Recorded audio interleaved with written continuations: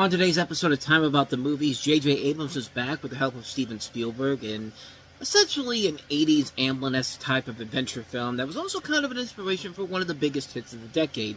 We'll take a look at Super 8, and then we'll see, Diary of a Wimpy Kid was the big success a year ago, so another studio has basically come out and said, well, we could take a classic children's book series and turn it into a Diary of a Wimpy Kid-esque hit. The result was not the same with Judy Moody and the Not Bummer Summer, unfortunately. But we'll take a look at that, along with Super 8, as we look at June 10th, 2011, today on Time About the Movies.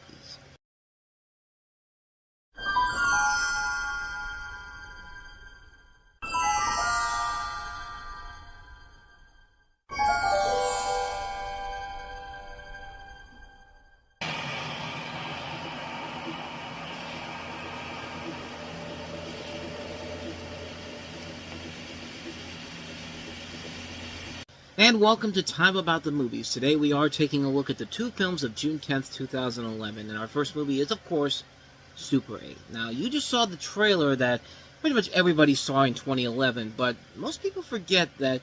Think back to when you first saw Iron Man 2 on the big screen, and you saw all the trailers for the big summer 2010 movies, and then you got to the very end when this random trailer they're about to show you started popping up.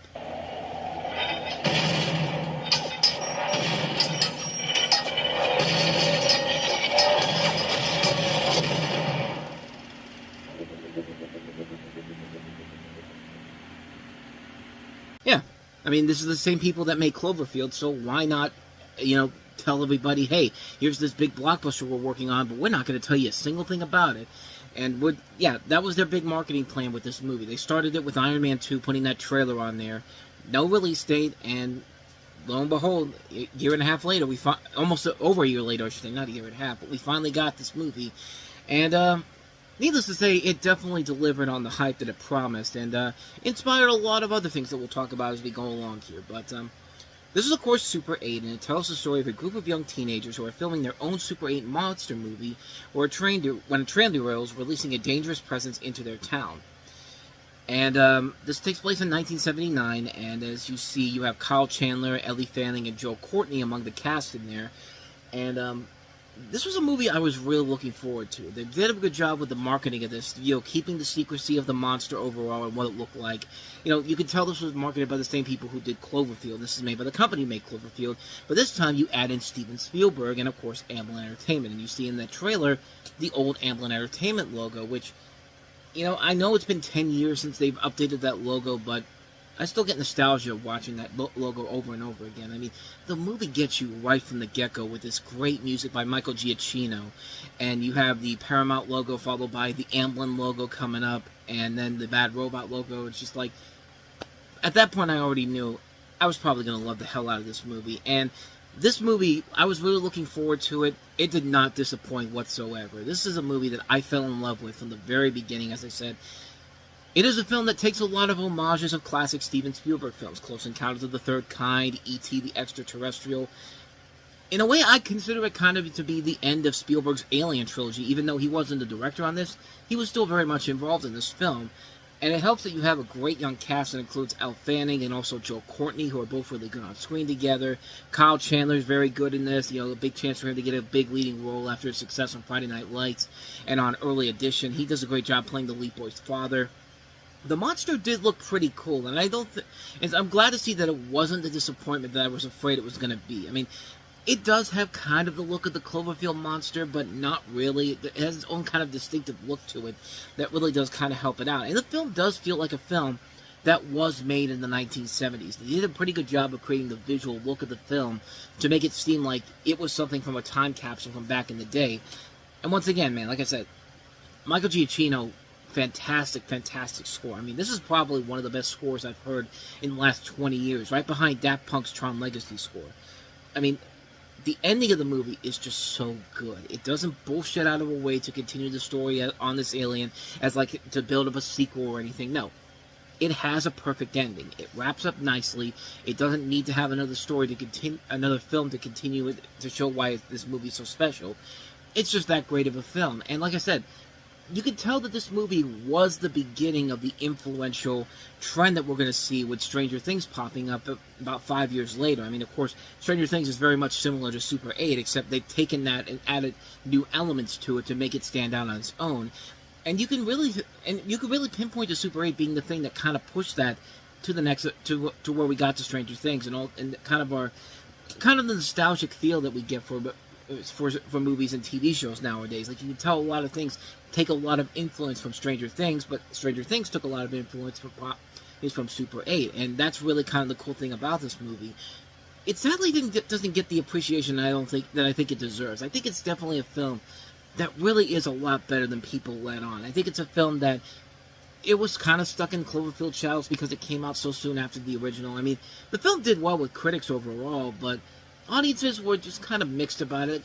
It got kind of lost in the shuffle for a little bit, and you really don't hear a lot of people talk about it anymore. It's a shame because this movie still holds up after all these years. It's a wonderful, action-packed movie. It is very much a perfect film. It's a film that does not have many flaws to it. It's a good, fun movie all across the board. I had a good time with it. I was really glad to see that it held up after all these years. I mean, what more can you say, man? Super 8 is a fantastic film. I can't recommend this one enough. Definitely seek it out. Give it another chance, because it's actually a lot better than you might think it actually is.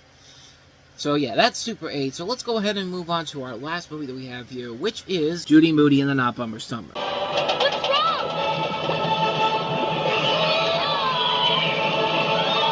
Okay, you could pretty much see some of the problems with the movie right from the get-go. It is pretty much a rip-off of Diary of a Wimpy Kid, because Diary of a Wimpy Kid was so successful. So let's take another popular book series of the same name and do the same thing with that. And the Diary of a Wimpy Kid movies weren't even that great to begin with. So we're ripping off something that wasn't that great to begin with and making something that's even worse.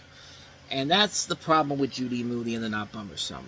It's based off the series of books of the same name, and it features this Australian actress Jordana Beatty as the titular character in a contest for the best summer with friends Amy Namer, who's off to Borneo, and Rockford Rocky Zhang, who's going to circus camp.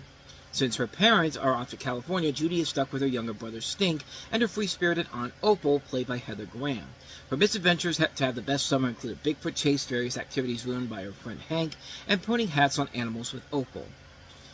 And one of the big problems with the trailer right off the bat is the trailer makes it seem like Heather Graham is like this kind of evil person, like she's somebody that, you know, that Judy does not want to be around because she treats her so badly. And just no, you don't get that from somebody like Heather Graham. I mean, Heather Graham does not come off as somebody who comes off as a menacing person in general, or somebody who's not cool by this film's logic.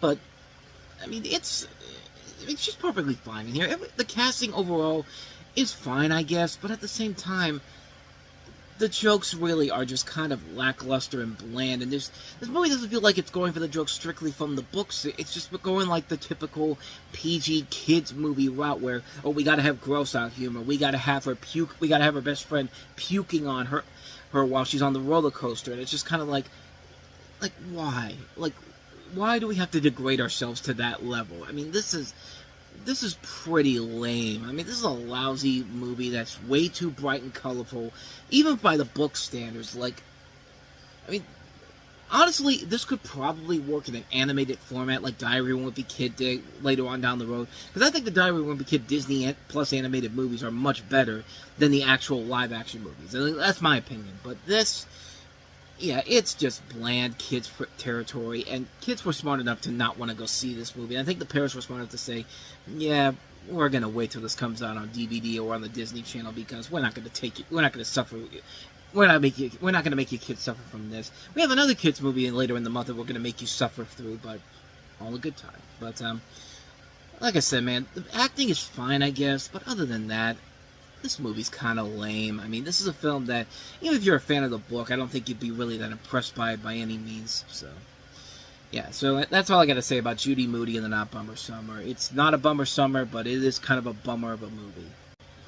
And thus, with all that said, we wrap up another edition of Time About the Movies, and next time we meet, Not a very good week for movies, I'll tell you that much, because we have Ryan Reynolds starring in Green Lantern, which, you know, it was seen as kind of a big thing, with Ryan Reynolds, a rising star. Blake Lively, of course, he would meet his wife on that, is on that film. And Martin Campbell, the director of GoldenEye, and the guy who resurrected James Bond not once but twice. This should work. Unfortunately, it didn't. We'll talk more about that later on in the next episode. And speaking of movies that I mentioned before that were movies that were insulting to kids, parents didn't take their kids to see Judy Moody and the Not Bummer Summer, but hey, Jim Carrey's Dancing with fucking Penguins. Let's take him to Mr. Popper's Penguins. And you're going to see why that was a bad decision in a little bit, is in the next episode. I keep saying a little bit, but maybe it's because I'm filming earlier in the day than usual. But we have that, and we also have The Art of Getting By. So 3 films to take a look at next time around, and we'll delve on that in the next episode tomorrow, so be on the lookout for that. But with all that said, thank you so much for watching this and enjoying this. I hope you did, and if you did, please go ahead and hit that like button, hit that subscribe button, hit that notification button. Also, don't forget to check out our playlist, and check out the last episode we did. So with all that said, whether it's in the past, the present, or the future, I will see you at the movies. Take care.